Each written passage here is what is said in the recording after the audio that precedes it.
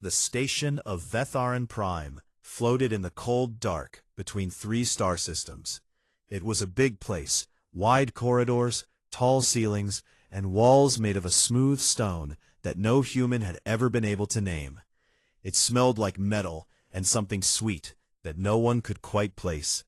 47 species walked its halls every time the Galactic Council met, and they had been meeting here for 900 years. Ambassador Celine Okafor had walked these halls for 11 of those years. She knew every turn, every meeting room, every quiet corner where diplomats went to whisper things they would never say out loud in chambers. She was a tall woman, dark-skinned, with short gray hair she had stopped dyeing 3 years ago. She wore a plain navy jacket with no medals on it.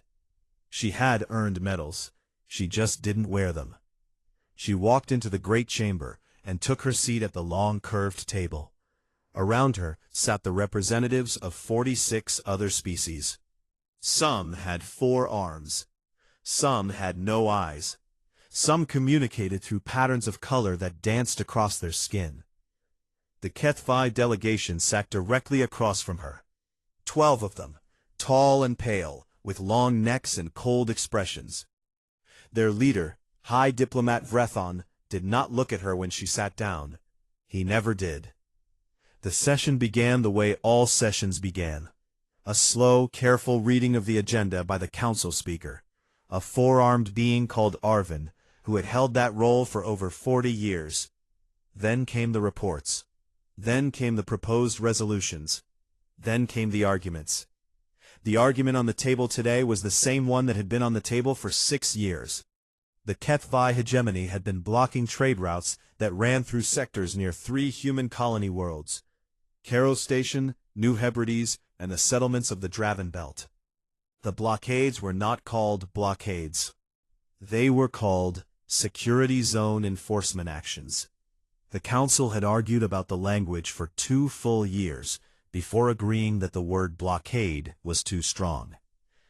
People on those worlds were running short on medicine, short on food imports, short on machine parts needed to keep life support systems running at full capacity. The numbers were in every report Celine had ever filed. 62 formal complaints submitted to the Council. 14 proposed resolutions. 8 of them passed, all of them non-binding, all of them ignored by the HFY. The remaining 6 were still being discussed. Celine sat and listened. Vrethon spoke for 40 minutes about the importance of maintaining security in contested space.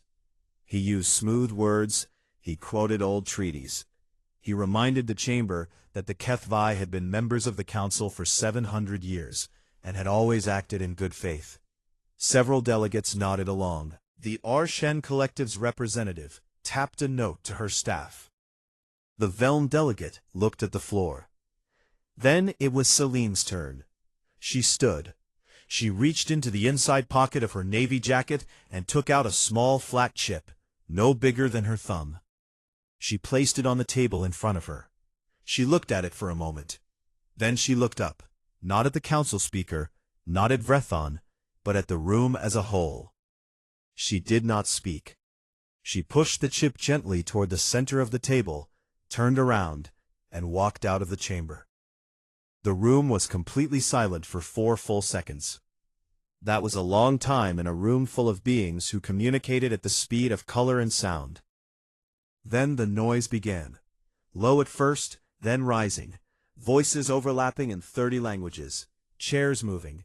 Staff members rushing to their delegates' sides. The chip contained everything. 70 years of documented evidence. 70 years of HFY actions that had never made it past the Council's filing committees. Supply ships destroyed and listed as accidents. Colony infrastructure sabotaged by agents who were never charged. A full record of every resolution buried, delayed, amended into meaninglessness, or simply never read. Every name, every date, every file that had been quietly removed from public council records and rerouted into deep archive storage, where no general session would ever see it. It was not new information to everyone, but it had never been placed all at once, in the center of the table, in front of 47 delegations and the entire council media feed. Vrethon's expression did not change. He leaned back in his chair and folded his long hands together. Two of his aides whispered quickly into his ear. He picked up a glass of water and drank from it slowly, as if nothing had happened. Outside the chamber, Celine walked to the docking bay without stopping. Her aide, a young man named Darrow, jogged to keep up with her. He had a dozen questions on his face and didn't know how to start with any of them. "Ambassador," he said, "the speaker is requesting you return to session." "I know," she said. "And the HFY delegation has formally—" "I know that too," she said. They reached the docking bay. The shuttle was already warming up, which meant someone back on Earth had known this moment was coming before Darrow had. That told him more than any briefing ever had.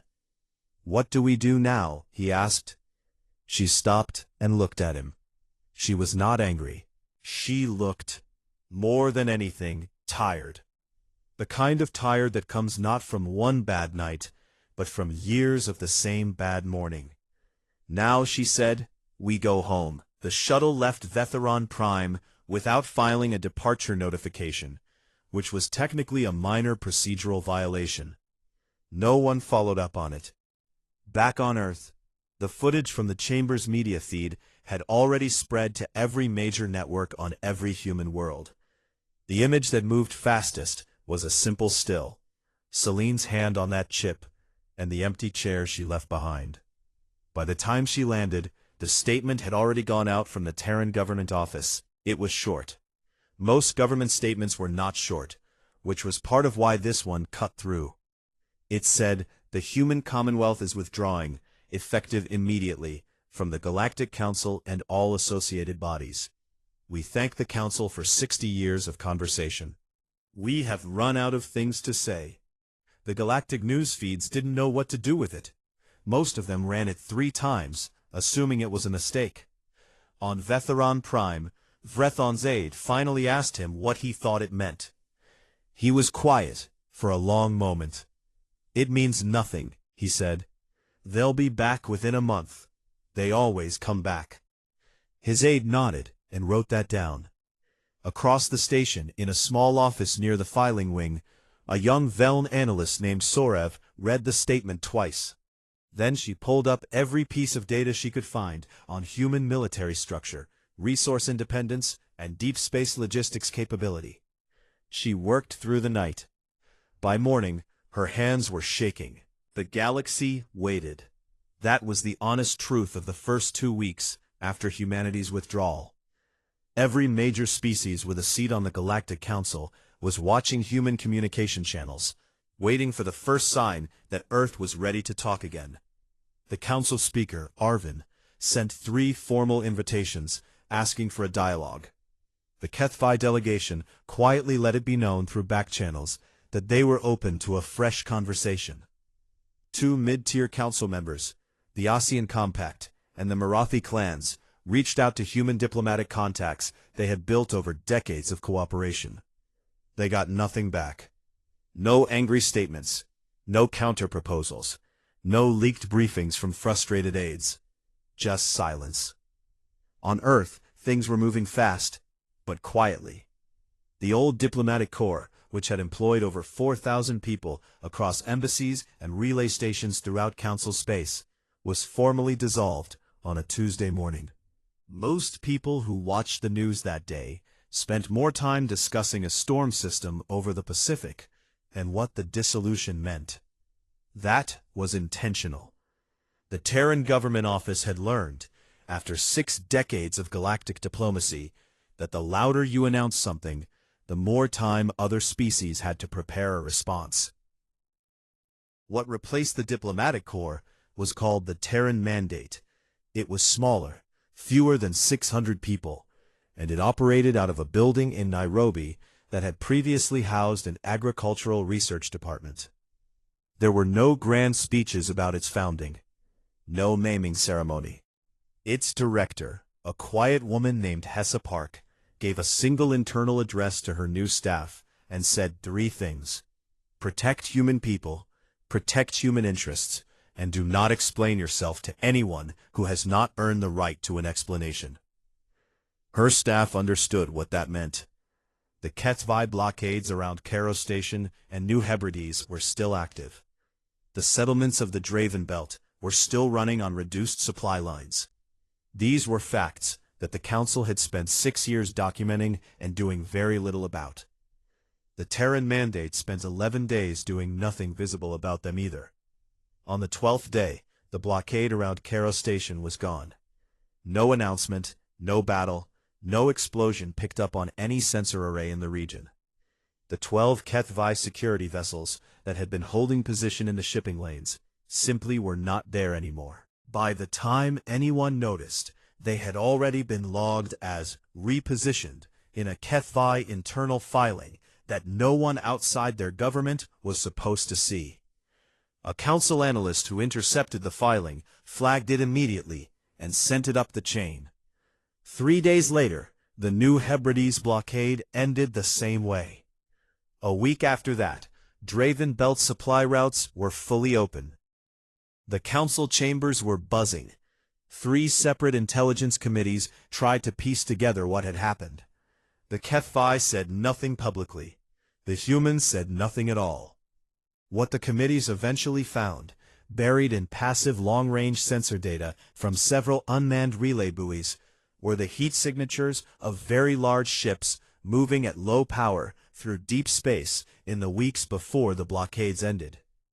Terran Navy vessels, dozens of them, moving slowly and carefully in a wide arc that placed them at their final positions between the HFY blockade fleets and every possible route back to HFY home space.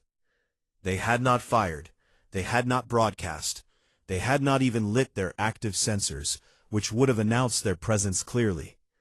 They had simply arrived and been seen, and the HFY captains had done the math. The junior counselor who asked the question out loud was a young representative from the Orshen collective named Thessaly Vor. She was only in her 2nd term and had not yet learned the diplomatic habit of never saying the obvious thing in a full session. She stood up during a general briefing and said, clearly and without softness, "Were humans holding back this whole time?" The chamber went very quiet. Council Speaker Arvin asked her to clarify her question.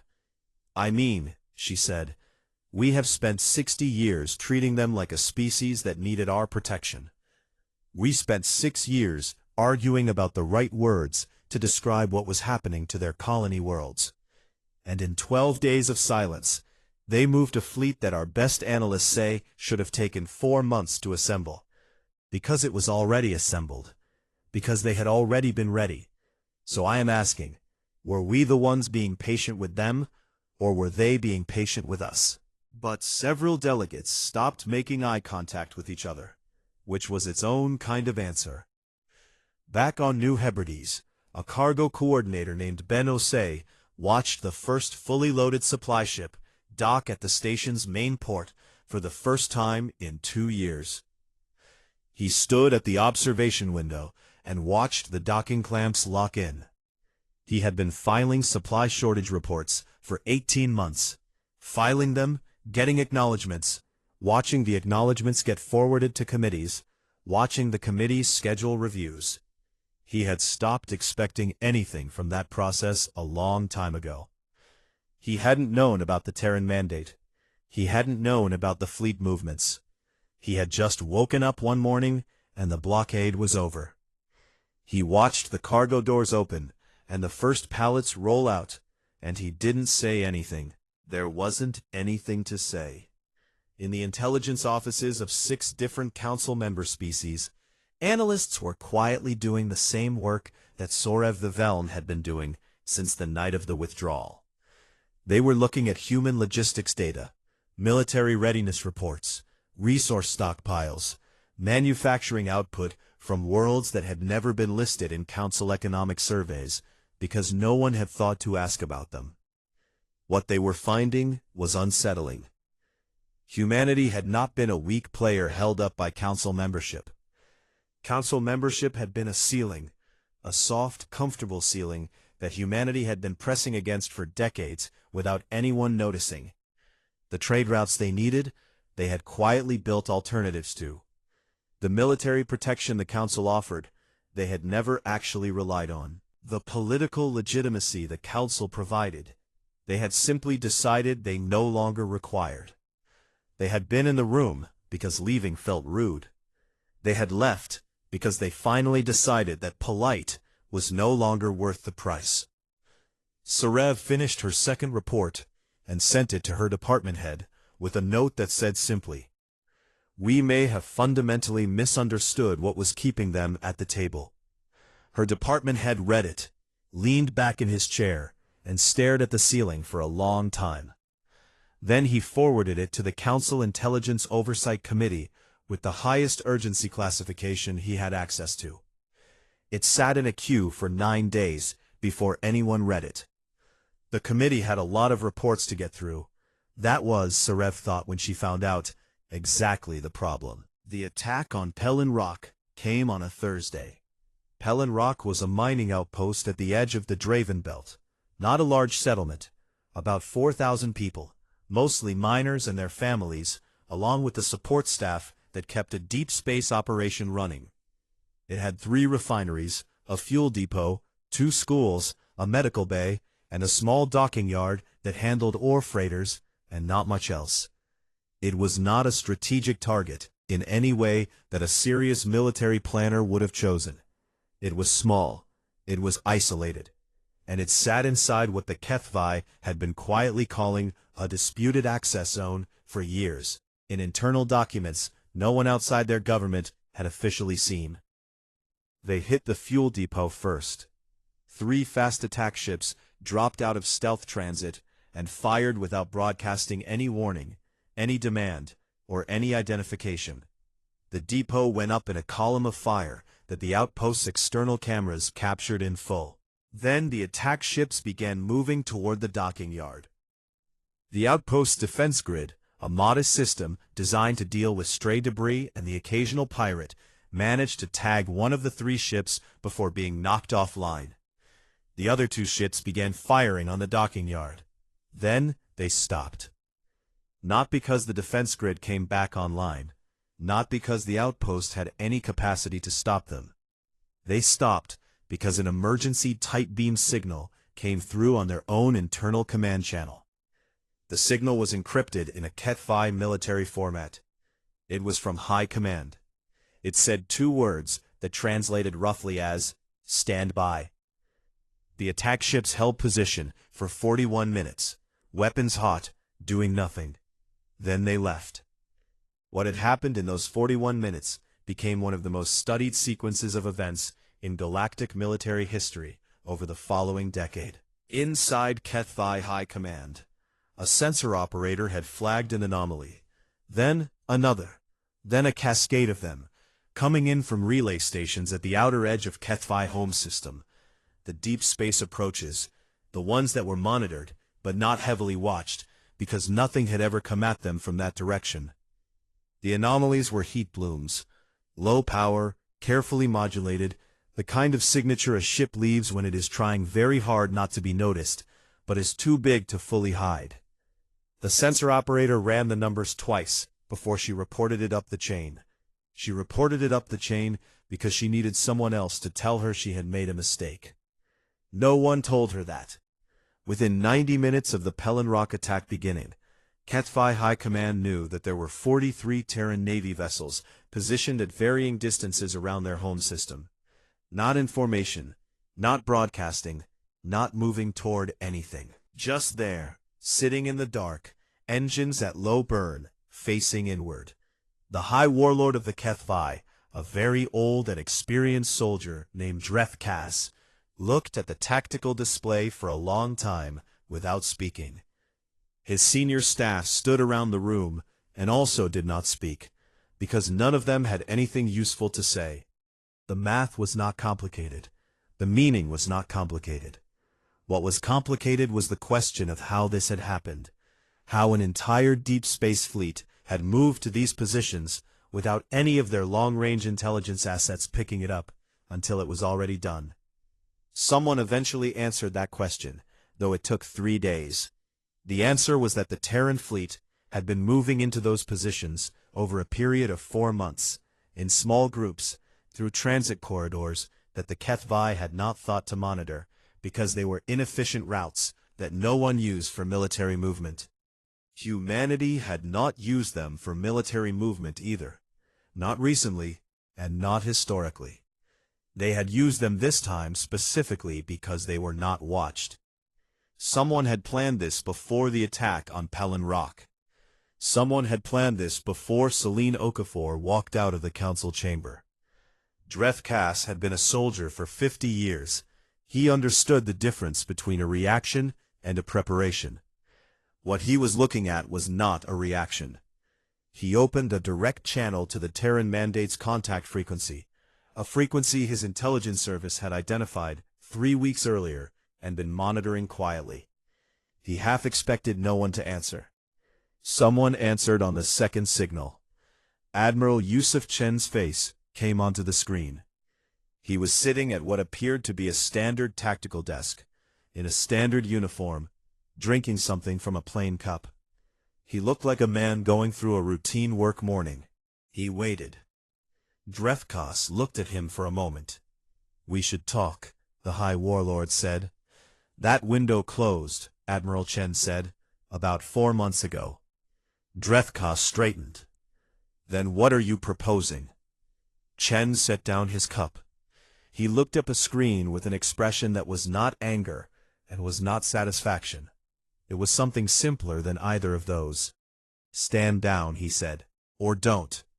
There was a silence that lasted several seconds. Dreth Cass gave the order. The 2 attack ships at Pelin Rock left the system within the hour. The HFY fleet that had been quietly staging near the Draven Belt access corridor began moving back toward home space the next morning. No press release, no formal communication to the council. They just moved. The footage of the channel between Dreth Cass and Chen was leaked 3 days later. No one ever confirmed exactly who leaked it, though most people who followed galactic intelligence closely had a reasonable guess. It spread across every network in council space within hours. Most news operations played it multiple times, back to back. The 4 words at the end were what people could not stop talking about. On Pelin Rock, the 4,000 residents spent the day after the attack making repairs, checking in on their injured, and beginning the slow work of replacing what had been destroyed.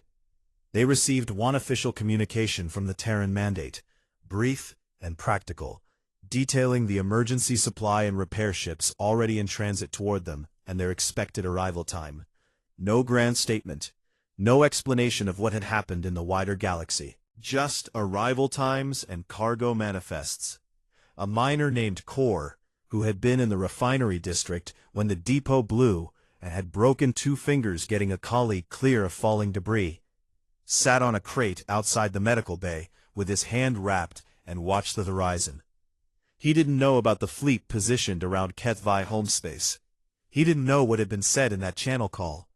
He just knew the ships had come and then left. Someone eventually told him what had happened. He sat with it for a while. "Huh," he said, and went back inside to get his fingers properly set. Across the galaxy, species that had spent centuries quietly afraid of the HFY were watching something new. Not a war, not a treaty, just a moment in which the strongest bully in the room had been shown, very calmly and without drama, where the actual line was, and had stepped back from it. Private messages began arriving at Terran Mandate frequencies from 7 different species governments. Not to the Council, not through Council channels, directly to Earth. Most of them started with some version of the same sentence. "We have been wanting to speak with you directly for some time." Hessa Park read them all herself. She flagged 4 for immediate response, and sent the others to her team with a single note. "Be patient, be clear, make no promises we can't keep."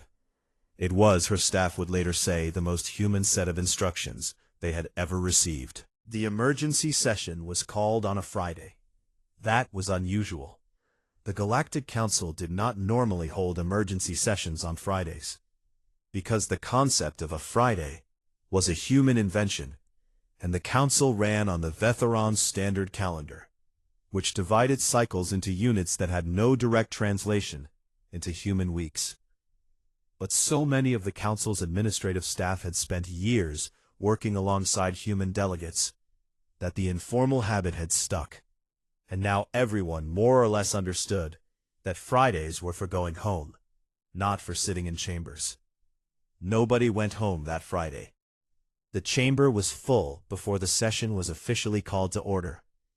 Delegates who normally sent junior aides to routine sessions had come in person. Staff crowded the upper viewing galleries. Council Speaker Arvin took the central position and called for order 3 times before the room settled into something that could generously be described as quiet. The HFY block had prepared a formal resolution. It was called Resolution 1184-C, and it ran to 47 pages.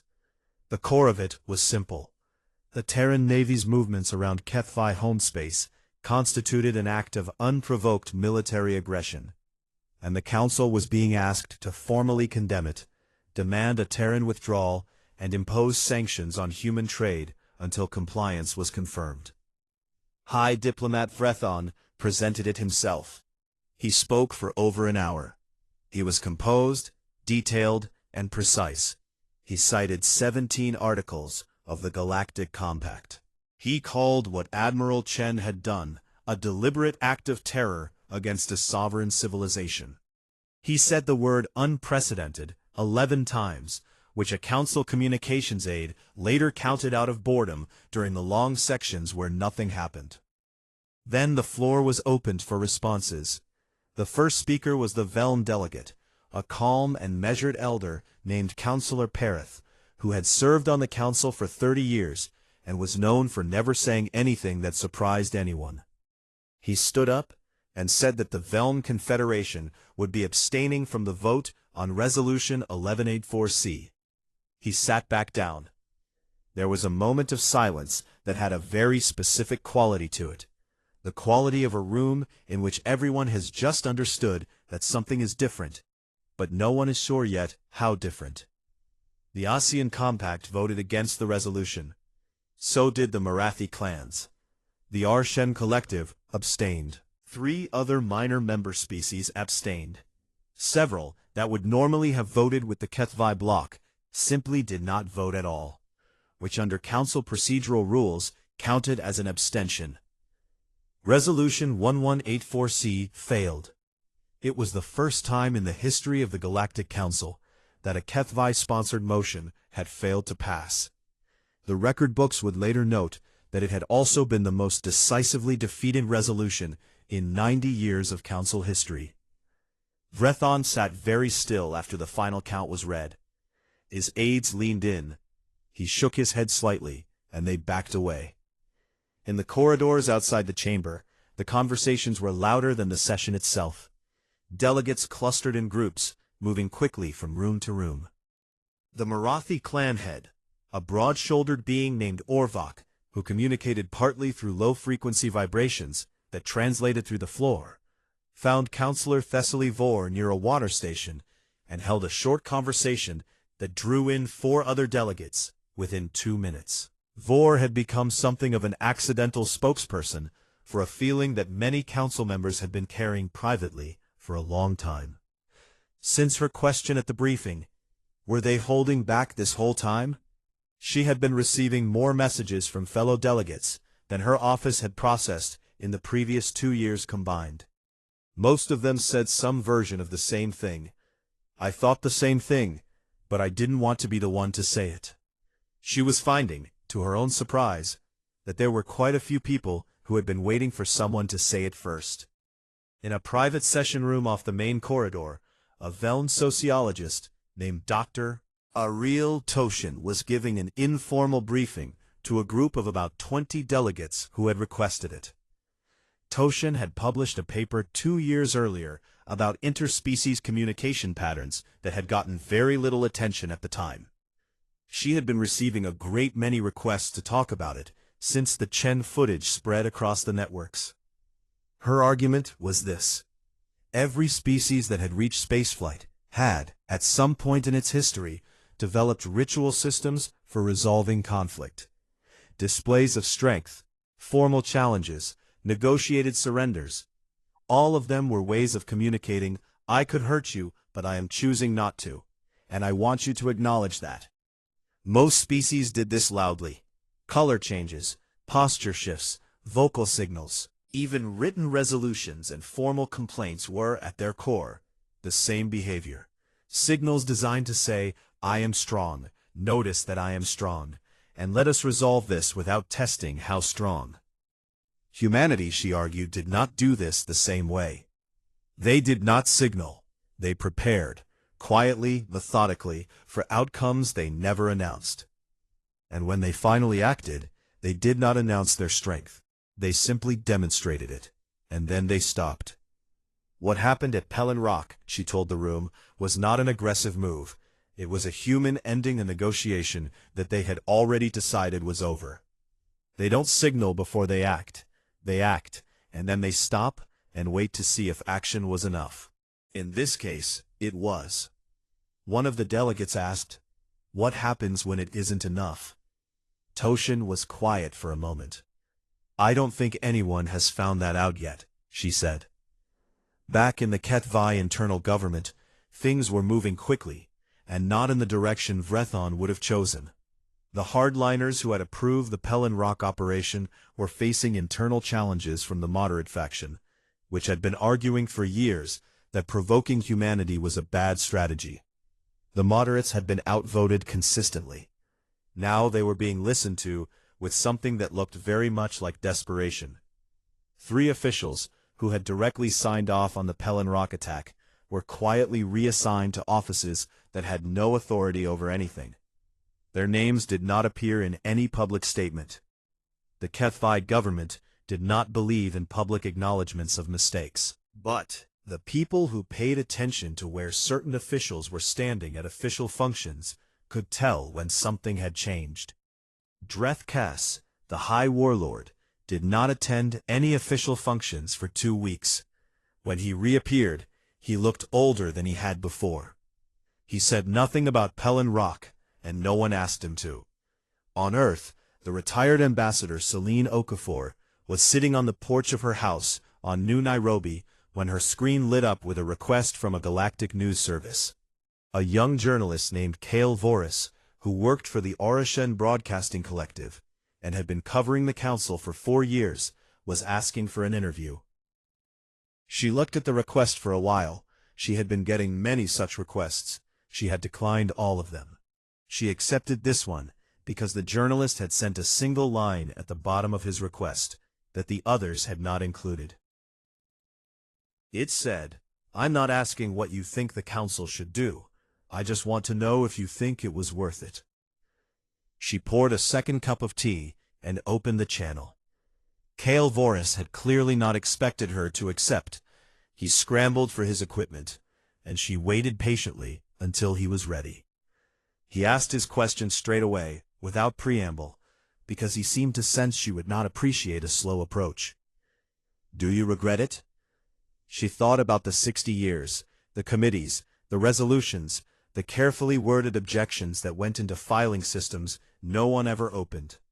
The people on New Hebrides who had been going short on medicine while their situation was being discussed. "I regret," she said, "that I waited 60 years to do it." He started to ask a follow-up. She closed the channel, picked up her tea, and watched the sun move behind a cloud. It was the first one in a long time where she didn't have anywhere to be.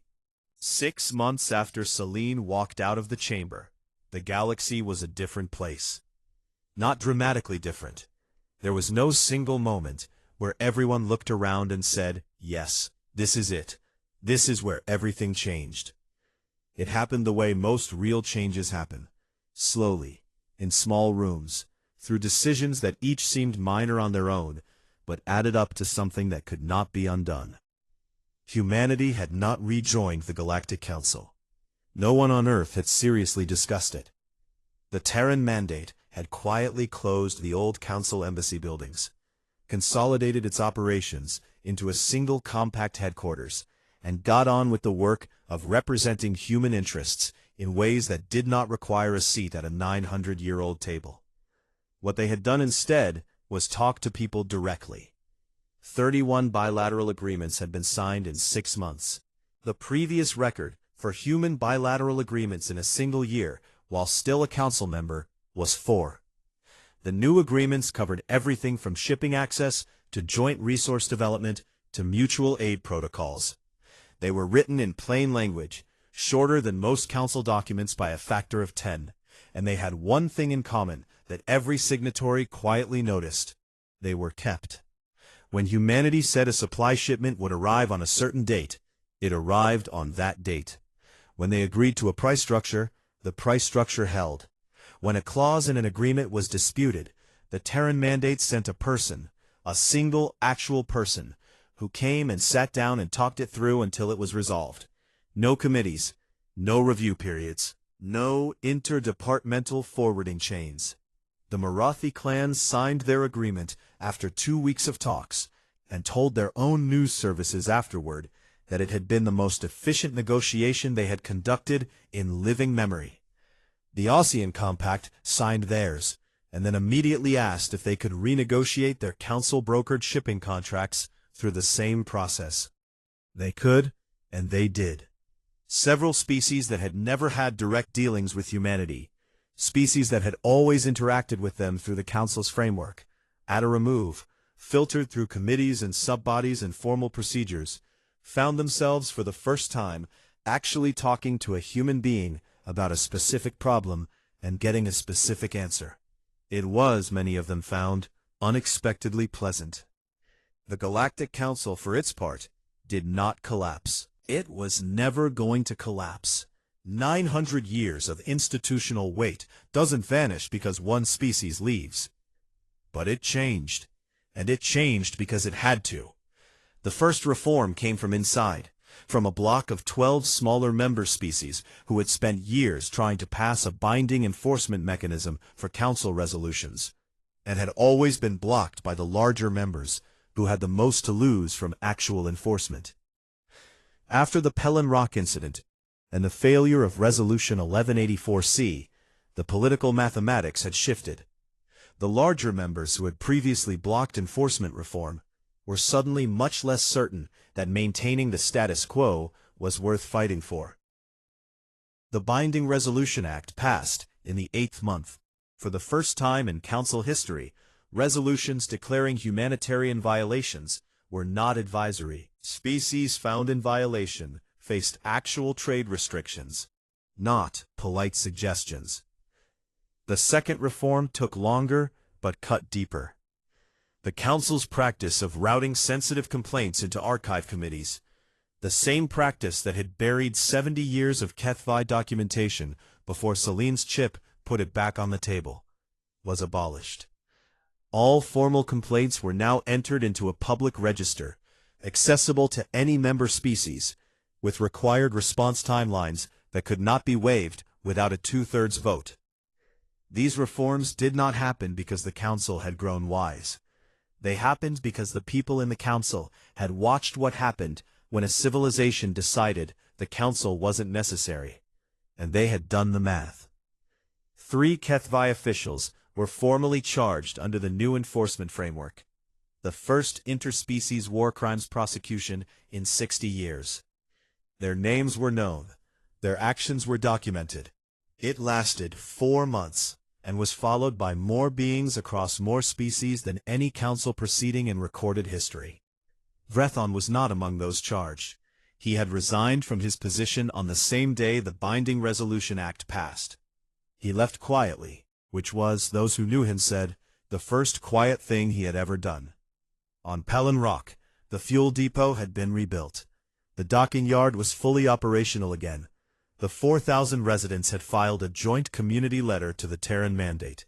Not a complaint, not a request, just a letter that said they were glad things had turned out the way they had, and that they hoped someone passed it along to Admiral Chen. Someone did. He read it, folded it, and put it in his desk. He was not a sentimental man generally, but he kept it. In the galactic media, the phrase had spread the way certain phrases do when they land on something real. It had started in an Or-Shen commentary piece by Cale Voris, who had taken the one interview Celine had given and written a long analysis of what humanity's departure from the Council meant for the wider galaxy. Toward the end of the piece, he had written, "There is a phrase developing in trading posts and relay stations and frontier outposts across Council space.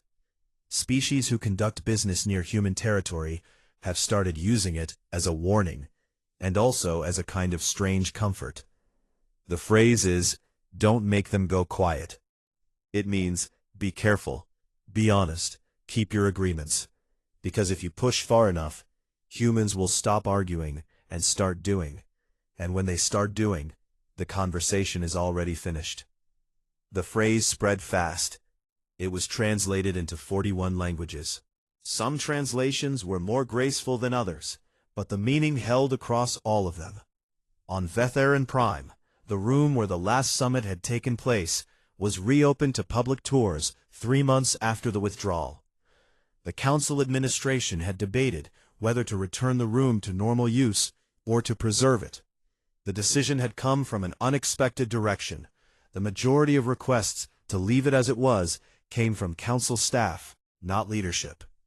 The people who had been in the room that day, or who had seen the footage, felt that something had happened there that deserved to be marked. The data chip Celine had placed on the table sat in a clear case in the center of the table where she had left it. It was small and flat, and looked entirely ordinary. There was a plaque on the case.